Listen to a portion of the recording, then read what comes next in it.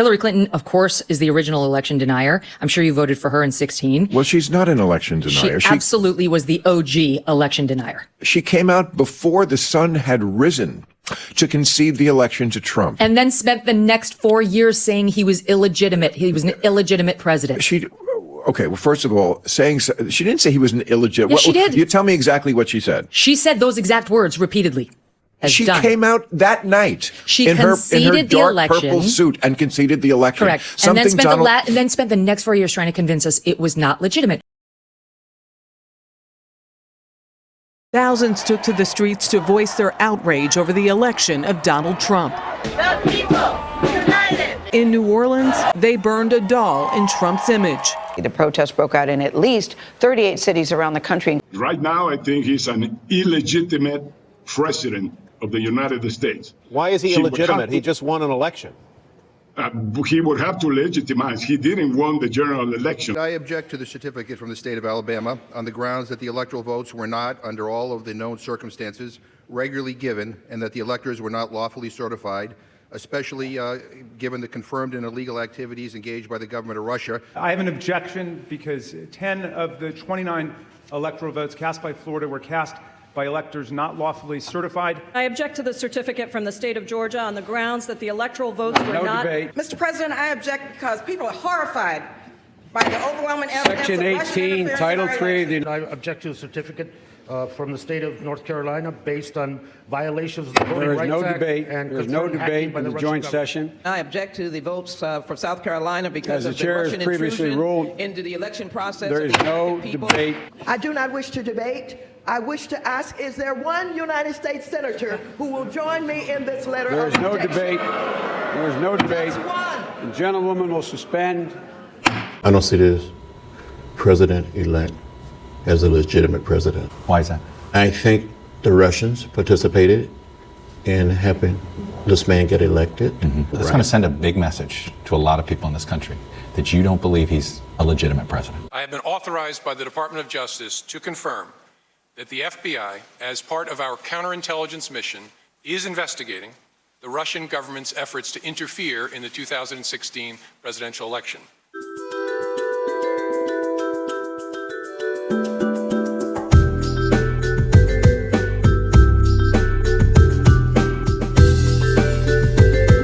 Breaking news, CNN learning tonight that Hillary Clinton's campaign and the Democratic National Committee helped fund the research which led to the controversial and, frankly, salacious and disgusting in some of its allegations dossier that detailed alleged Russian efforts to help Donald Trump's presidential campaign.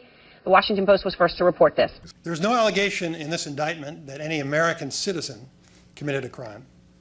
There's no allegation that the conspiracy changed the vote count or affected any election result. I'm running for Attorney General because I will never be afraid to challenge this illegitimate president. 17 different intelligence agencies concluded that Russia interfered with our election in order to try and artificially place Donald Trump at 1600 Pennsylvania Avenue. The American people deserve to know whether Donald Trump is either A, a legitimate president, B, a Russian asset, C, the functional equivalent of an organized crime boss, or D, just a useful idiot. The special counsel concluded the investigation did not establish that members of the Trump campaign conspired or coordinated with the Russian government in its election interference activities. As I've been telling candidates who have come to see me, you can run the best campaign, you can even become the nominee, and you can have the election stolen from you. He's an illegitimate president in my mind. My biggest fear is that he's going to do it again with the help of Vlad, his best pal. You're absolutely right. And now they have an investigation of the investigators who are investigating whether or not Vladimir Putin and the Russians engaged in trying to affect our life. Give me a break. I believe this is an illegitimate president because he welcomed help and influence from the Russians in his campaign. There's no doubt that the Russians did interfere in the election. And I think the interference, although not yet quantified, if fully investigated, would show that Trump didn't actually win the election in 2016. He lost the election, and he was put into office because the Russians interfered. When you win an election, you get to set the rules. How can you win with Russian interference, though? That's what real I'm thing. scared about in 2020. But rightly. Because I think he's an illegitimate president that didn't really win. So how do you fight against that in 2020. You are absolutely right. Again, as a member of the Senate Intelligence Committee, I will tell you that we should believe exactly what the intelligence community has told us, which is Russia did interfere in the election of the President of the United States in 2016. Listen to what Christopher Wray has told us, who is the current head of the FBI, that 2020, we all should have good reason to know, might be worse than 2016. Well, I'm reading from your report.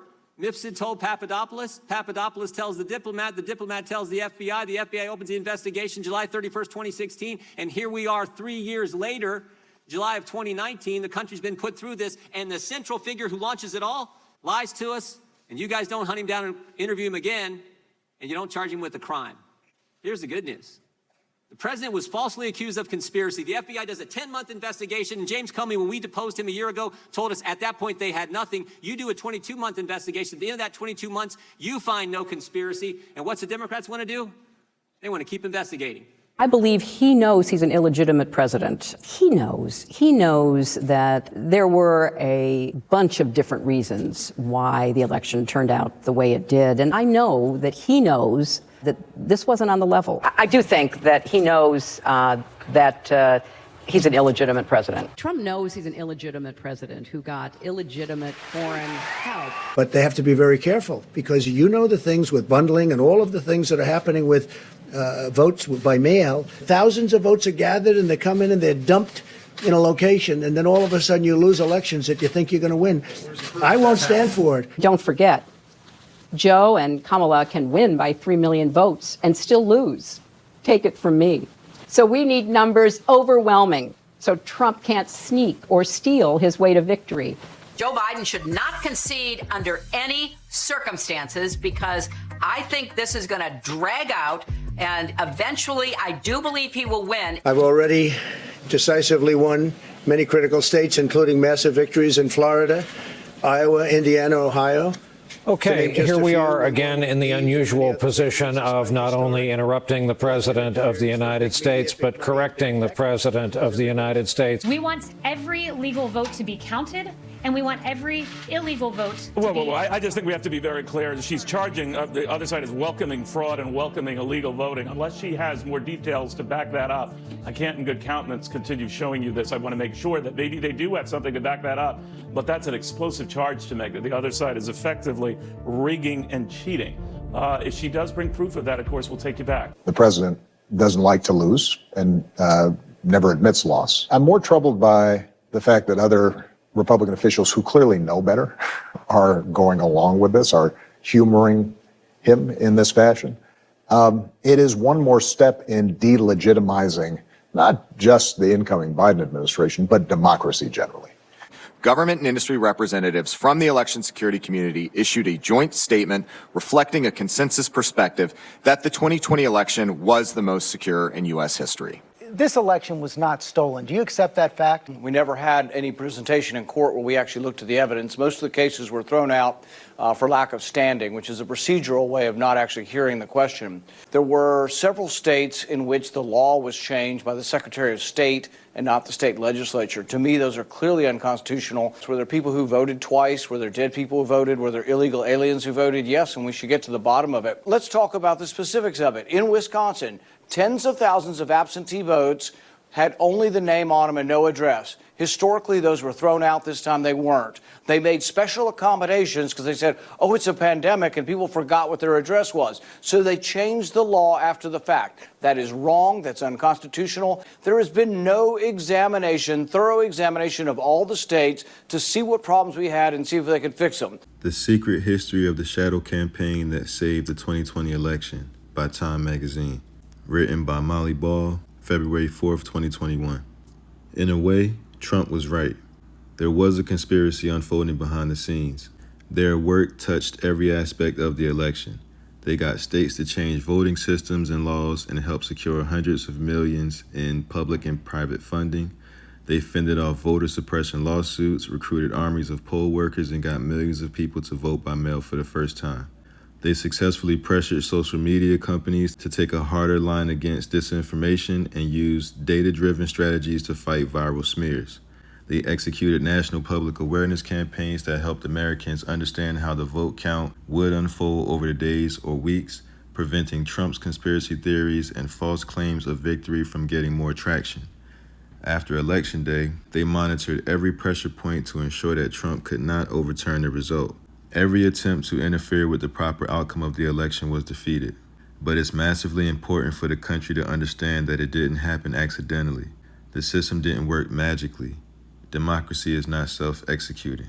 Even though it sounds like a paranoid fever dream, a well-funded cabal of powerful people ranging across industries and ideologies working together behind the scenes to influence perceptions, change rules and laws, steer media coverage, and control the flow of information. They were not rigging the election, they were fortifying it. You tweeted Trump stole an election. You tweeted Brian Kemp stole an election. If denying election results is extreme now, why was so it then? let's be really clear.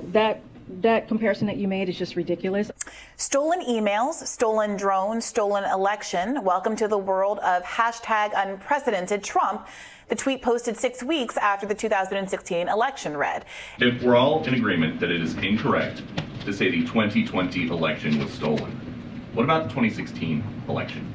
I'm not going to go back to where we were or what happened in 2016. We're going to focus on the here and now. We're going to focus on what's happening today. When Trump became president, I think people were so very shocked, even considering the Electoral College and that sort of thing.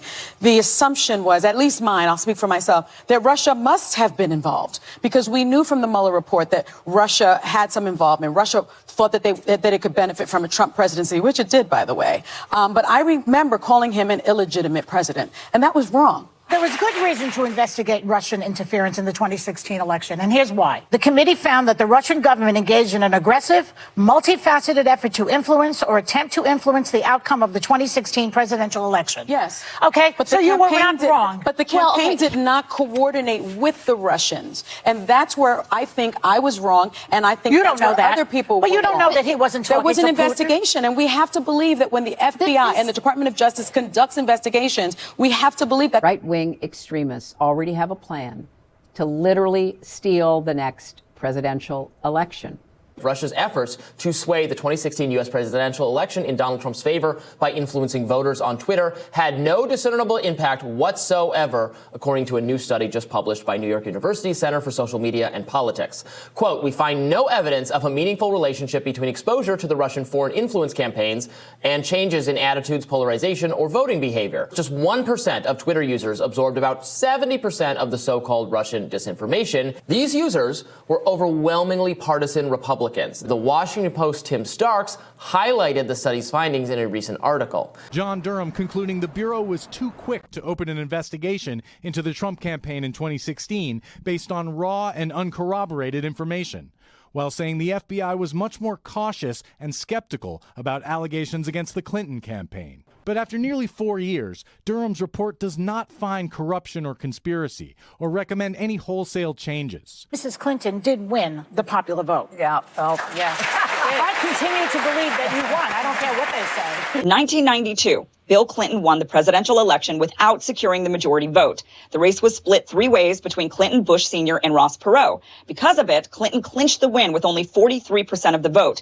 This set off a tone in Washington that Clinton didn't have what they called a mandate to govern the country. And this was just really a nicer way of saying illegitimate. Bob Dole, who was the most powerful Republican in Congress at the time, made news for stating he would oppose Clinton's legislative agenda because he failed to gain a majority vote. In November of 1992, the LA Times reporting on Dole's sentiments stated, quote, the president, after being confirmed as the electoral vote winner and inaugurated, is in fact the president. His popular vote total is irrelevant to either his political legitimacy or his potential for legislative effectiveness, unquote. The fact a major paper needed to state this showcases where the mindset was of many Americans and even prominent members of the Republican Party. Now, are the accusations by Trump and his supporters all that different from previously hotly contested elections, or are there other forces at play trying to make things seem worse than they actually are? After all, the two main events people now point to show that this time things are worse is the kidnapping plan against Michigan Governor Gretchen Whitmer and the storming of the Capitol on January 6th. But we now have seen reports that even these events were not quite as they first seemed. The FBI was heavily involved in the Gretchen Whitmer plot, and there have been no large plots of insurrection uncovered from the events on January 6th.